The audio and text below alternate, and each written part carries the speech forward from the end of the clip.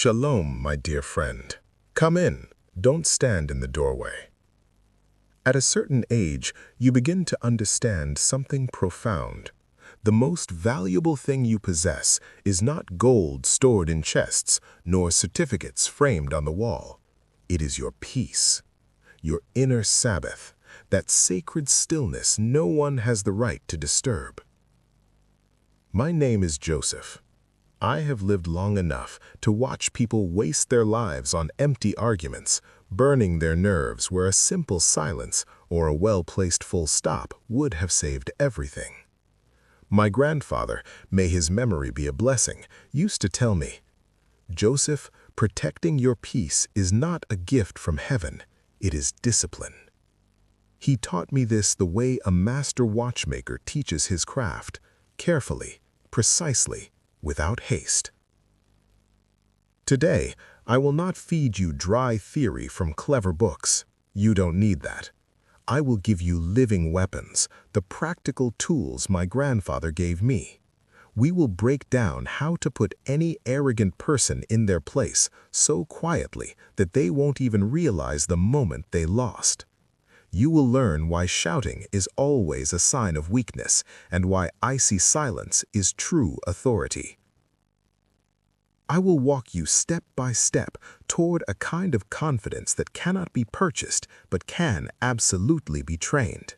And if you stay with me until the very end, I will reveal the true foundation beneath everything we are discussing, the bedrock on which you will build a new life. A life where no one dares to wipe their feet on your dignity. Just listen carefully to what I am about to entrust to you. Listen closely. Most people make the same fatal mistake. They start listening to the content of the insult. When someone shouts at you, your brain instinctively searches for justification or prepares a poisonous reply. But the moment you begin arguing on the aggressor's battlefield, it's over. You have handed him the keys to your house. You have stepped into his dirty game. My grandfather taught me the practice of the observer. The second someone pressures you, you disconnect from the meaning of their words.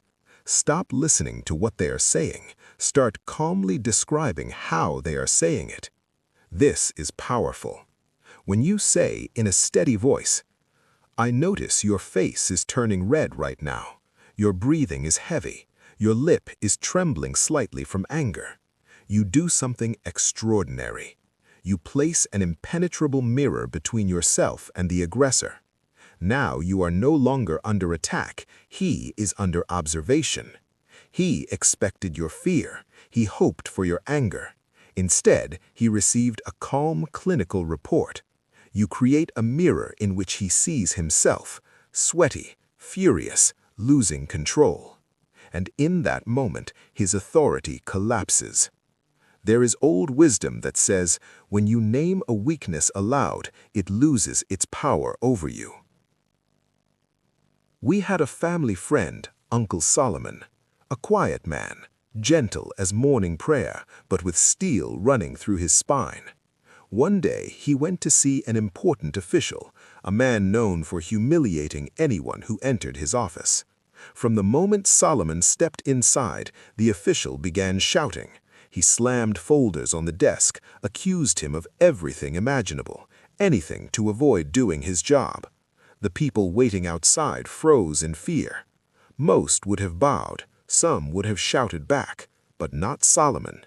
He stood calmly, head slightly inclined, studying the man's face as if observing a rare insect. When the official paused to catch his breath, Solomon spoke, softly, almost tenderly.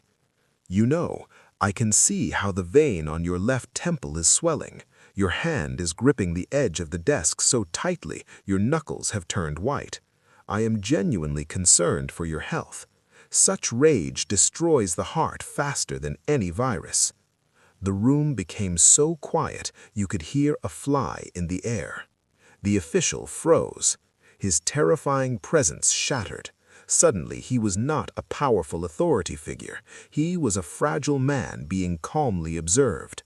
He adjusted his tie, sat down, and quietly asked, "What papers do you have? Let's take a look." That is the power of reflection. Before we move on to an even more powerful technique, let me ask you something. Have you ever felt paralyzed by someone else's shouting?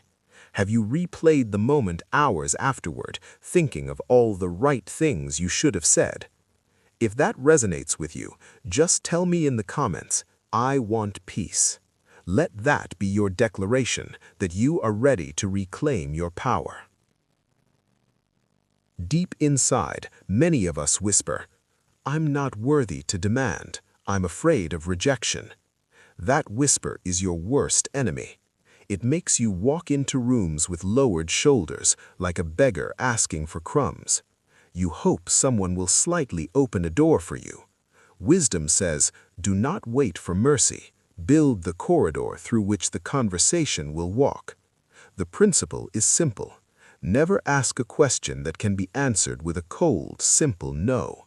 You do not ask for permission, you offer two options, both acceptable to you. When you ask, "May I ask you to do this?" you hand someone power over your outcome. The choice without choice method changes everything.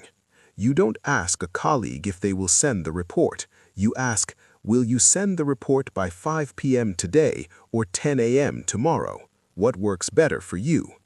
You don't ask an inconsiderate guest when they're leaving. You say, "Shall we have our last cup of tea now or in 10 minutes so you can catch your bus?" It is the most elegant way to establish boundaries. You do not raise your voice. You simply state that this is now the structure of reality. The other person has no room to maneuver. You lead the conversation, calmly, respectfully, while maintaining control. My distant relative Elias was the finest tailor in our district. A very wealthy and very arrogant man ordered an incredibly complex suit from him. But when it came time to pay, he suddenly decided to save money.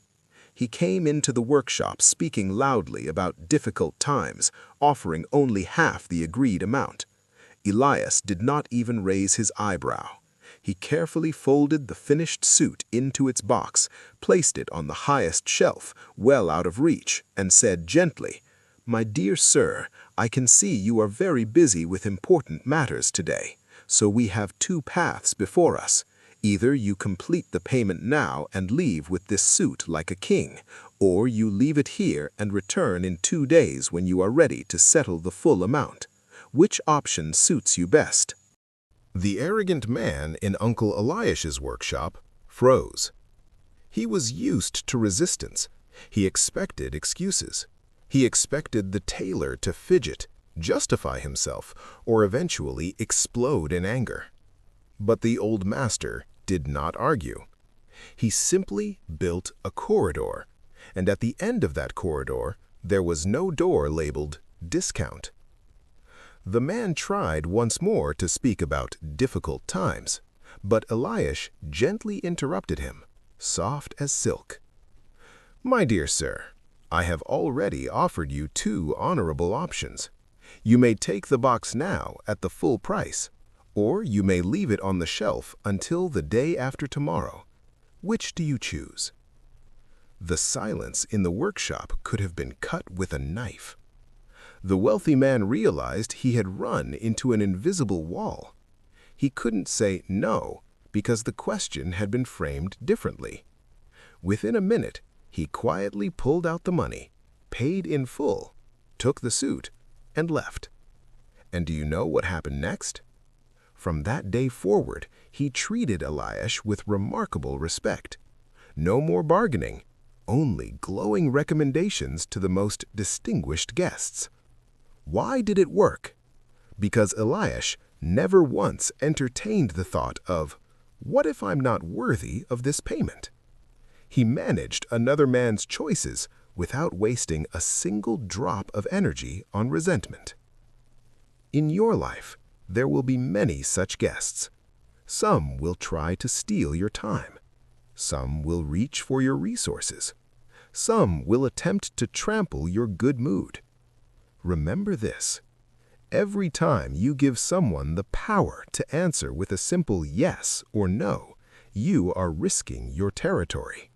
Learn to build the corridor. If someone invites you to a meeting you do not wish to attend, do not mumble excuses about being busy or under the weather. Say, "I won't be able to join this time, but we can reconnect in 2 weeks or schedule a call next month." Which works better for you? You have already decided the meeting will not happen. You simply allow them to choose the future point of connection.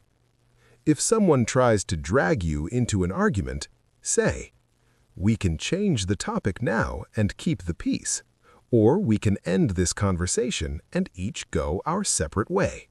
What feels better to you?" This is not manipulation for harm. It is the art of protecting your garden.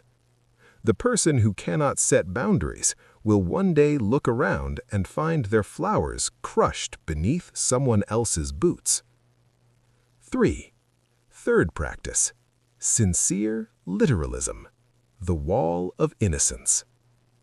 Now, listen carefully to a secret that will save you a bucket of blood and a mountain of nerve cells. It is called sincere literalism. The principle is simple. You completely ignore sarcasm, hidden meanings, and verbal poison. You respond only to the literal content of the words spoken.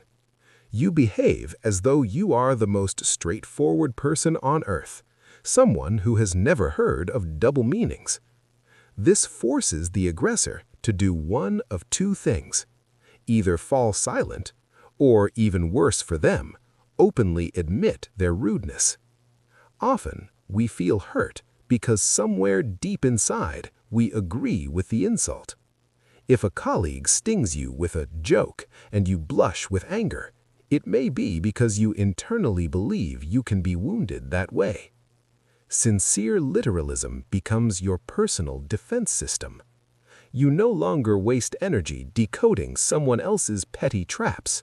Your life becomes a quiet harbor because the small arrows simply never reach your heart. This method is a perfect shield against a tyrannical boss or relatives who use subtle hints to plant guilt in your spirit. Imagine someone says with a smirk, "Oh, you finished surprisingly fast today. Usually, you're the slowest one around here." Most people would begin defending themselves or listing past achievements. But you are not most people. You take only the clean part of the sentence and reply, "Yes, I did finish earlier today. Thank you for noticing my speed." That's it. You have denied the manipulator their greatest reward, your embarrassed or angry reaction. You simply did not see the poison, and therefore, it could not touch you. I can almost see you smiling. You've probably already thought of 2 or 3 people this method would work on like precision clockwork. So often we tolerate sharp remarks because we are afraid of appearing rude. But politeness does not mean allowing someone to wipe your feet on your dignity. If you are ready to stop being convenient and start being respected, let me know. Write in the comments, "I've had enough." Let that be our quiet agreement that change begins now. I want to tell you about my cousin Avram. He was gentle, soft as freshly baked challah. He worked at a publishing house filled with people whose tongues were sharper than razors. Among them was one editor named Mark, who fancied himself the king of sarcasm and constantly tried to humiliate Avram in front of others. One day, during a staff meeting, Mark announced loudly, "Avram, I truly admire your ability to remain so peaceful. I suppose having fewer thoughts in your head must make life much easier, right?" The room froze. Everyone waited to see Avram blush or stumble over his words. But Avram lifted his eyes and with the most sincere and kind expression answered, What he said next and how it permanently silenced Mark, I will share in the final part. Trust me, the revelation waiting at the end of this journey is worth staying for. We've come to the most important part now, my friend. You see, that day at the publishing house, Avram didn't just defend himself. He showed everyone that his piece was not for sale. When the sarcastic editor, Mark, tried to mock him for overdoing it, Avram didn't step into a fight. He simply nodded with the seriousness of a man who had just been awarded a Medal of Honor. The power of sincere literalism. Mark, you're absolutely right. The report is detailed. In our profession, precision is foundational. It's good to know you noticed the depth of my work. The editor blinked. He had expected Avram to blush and justify himself. I stayed up late. I just wanted it to be good. Instead, Avram turned the poison into a compliment. When Mark tried to press further, no normal person would put that much effort into something so small. Avram calmly looked him in the eye and said, "I'm not sure I understand your point. Are you suggesting that quality is unnecessary? Doesn't our publishing house aim for excellence in every word?" That was it. Now Mark had to stumble over his own sarcasm, trying to explain what he really meant. And in doing so, he exposed himself. There is an old wisdom that teaches if someone throws mud at you, do not grab it to throw back. You will only dirty your own hands. Step aside and let it fall to the ground. The one who masters sincere literalism rises above conflict. You are not required to be an expert in decoding someone else's sarcasm. If a person wants to insult you, let them gather the courage to do it directly. Until then, you are free to enjoy your peace. Often you feel obligated to listen until the very end, even when someone's words are draining the life out of you. You fear appearing rude. But listen to an old man. Your time is sacred territory. The person who places the final period in a conversation remains in control.